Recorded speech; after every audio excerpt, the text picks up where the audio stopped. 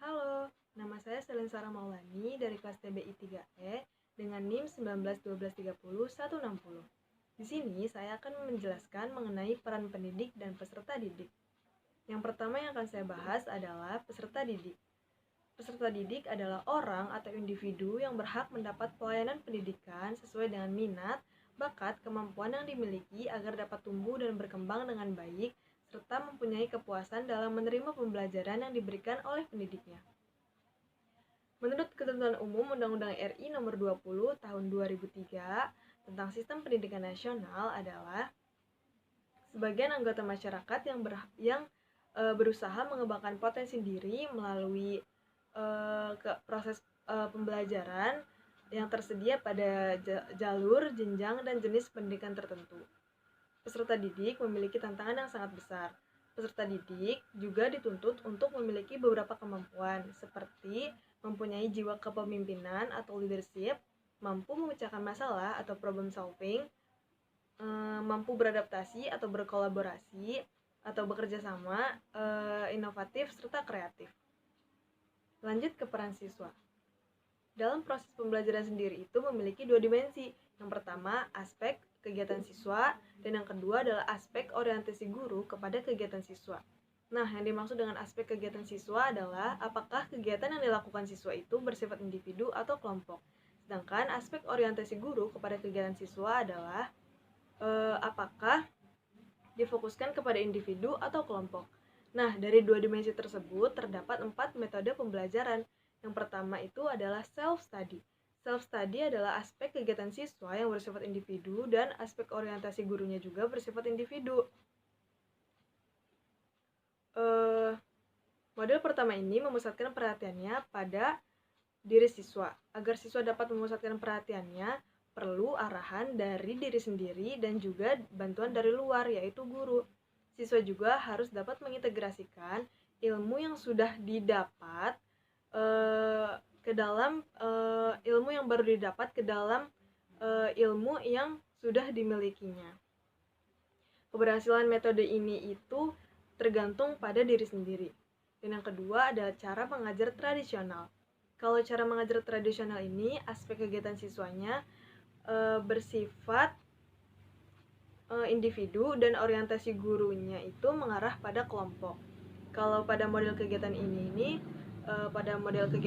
siswa itu harus mendengar dan mencatat apa yang diterangkan oleh guru.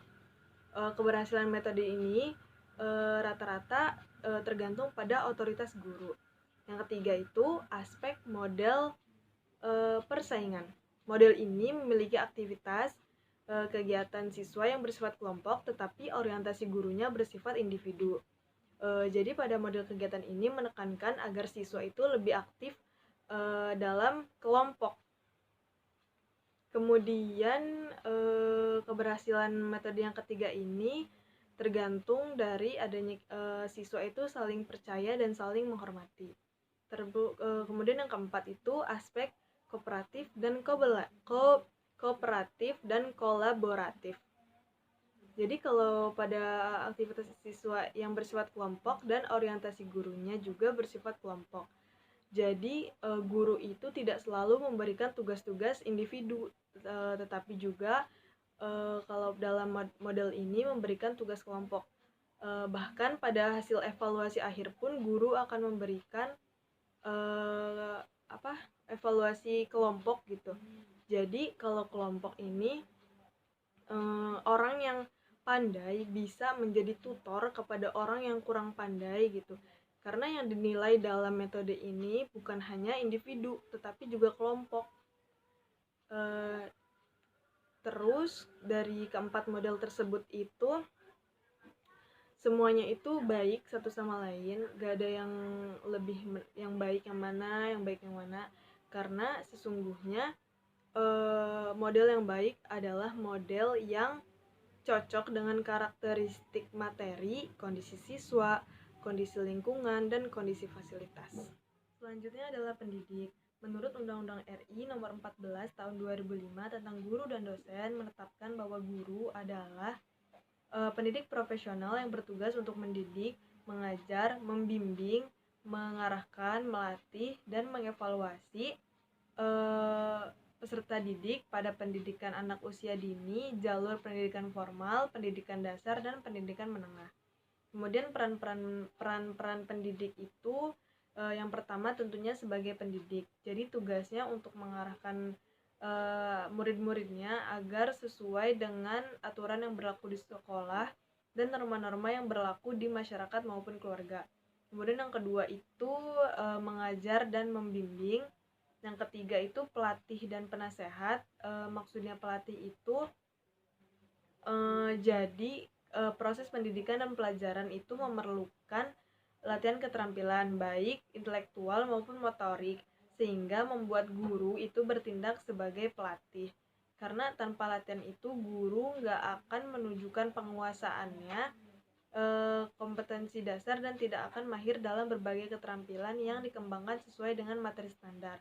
Kemudian sebagai penasehat itu maksudnya peserta didik itu kan senantiasa berhadapan dengan kebutuhan atau berhadapan dengan masalah yang sedang dia hadapi. Jadi kadangkala kita sebagai siswa itu meminta pendapat kepada guru. Nah, peran guru di situ berperan sebagai penasehat. Kemudian pembaharu atau inovator, maksudnya ini guru menerjemahkan pengalaman yang lama itu ke dalam kehidupan yang lebih bermakna bagi peserta didik. Jadi kan pengalaman guru itu sama pengalaman kita kan beda ya. Jadi dulu sama sekarang kan beda. Jadi guru itu bertugas untuk menerjemahkan pengalaman yang dulu itu ke dalam ke kita itu dengan bahasa yang lebih modern agar kitanya dapat menerima dan mengertinya juga dengan baik. Kemudian itu sebagai pribadi, model, dan teladan. Tentunya kita pernah mendengar ungkapan guru itu digugu dan ditiru. Maksudnya digugu di sini itu adalah apa yang pesan yang disampaikan oleh guru itu boleh dilaksanakan dan pribadinya juga perilakunya itu boleh kita tiru gitu. Kemudian pembangkit pandangan atau motivator dan pendorong kreativitas. Jadi di sini itu sebagai motivator itu maksudnya nggak semua siswa itu yang yang pendidikannya, yang kemampuannya kurang itu dikarenakan bukannya nggak pinter gitu, tapi kurang adanya motivasi untuk belajar. Makanya peran guru di sini itu untuk memberikan motivasi agar siswa itu mau belajar. Kemudian pendorong kreativitas itu jadi maksudnya guru itu harus kreativitas, maksudnya adalah guru akan mencari, kayak misalnya hari ini kita belajar di kelas, besoknya belajar di ruang kelas gitu, biar kitanya sebagai murid itu nggak bosen. Terus metode pembelajarannya hari ini individu, besok kelompok gitu, jadi kayak biar kitanya enak aja belajarnya. Kemudian pekerja rutin dan aktor, maksudnya pekerja rutin itu kan guru setiap hari itu kan bekerja dengan keterampilan, dengan kebiasaan tertentu. Jadi kalau ada yang nggak sesuai itu nanti bisa mengurangi keefektifan guru dalam mengajar. Kemudian aktor tuh maksudnya kan kalau aktor itu kalau main film dia kan harus nguasain skenarionya, skripnya. Nah, kalau guru itu harus menguasai bahan atau materi pembelajaran yang akan diajarkan, bahkan kalau bisa mampu mengembangkannya gitu. Kemudian pemindah kemah dan pembawa cerita. Maksudnya pemindah kemah dan pembawa cerita itu hidup itu kan selalu berubah-ubah.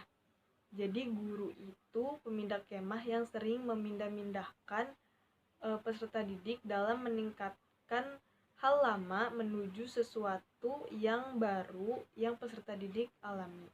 Kemudian kalau pembawa cerita, guru itu biasanya kan bercerita ya tentang pengalaman hidupnya. Guru itu nggak takut buat bercerita kepada murid-muridnya. Karena apa? Karena cerita itu bisa jadi tolak ukur buat kita gitu tuh. Karena guru itu kan pasti punya pengalaman yang lebih luas dibanding kita sebagai murid. Jadi kita bisa belajar dari cerita-cerita guru itu agar kita tuh bisa tahu, oh jadi ini nih gini ya, oh jadi ini tuh gitu ya gitu. Kemudian yang itu sebagai emansipator, pemelihara atau pelestari, dan kulminator. Jadi kalau emansipator itu guru memberikan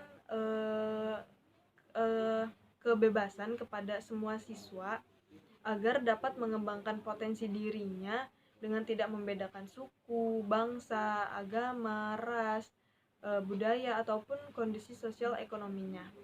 Kemudian kalau sebagai pemelihara atau pelestari itu maksudnya melalui pembelajaran guru dapat memelihara nilai-nilai luhur bangsa gitu. Jadi kan dari pembelajaran itu guru kan bisa sambil ngasih nilai-nilai luhur bangsa itu kepada kita. Kemudian kalau kulminator itu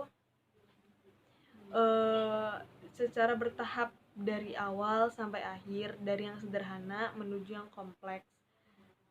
Kemudian kalau peneliti dan evaluator itu maksudnya peneliti itu kan guru itu pasti ada aja kan yang dia yang nggak tahu. Nah jadi guru itu meneliti apa yang nggak dia tahu. Jadi dia tuh pengen terus belajar gitu agar kemampuannya juga semakin bertambah. Kemudian evaluator itu jadi guru itu menilai apakah metode yang saya berikan kepada murid-murid ini tepat atau tidak. Apakah yang saya ajarkan ini murid itu masuk atau tidak gitu. Jadi sebagai penilai.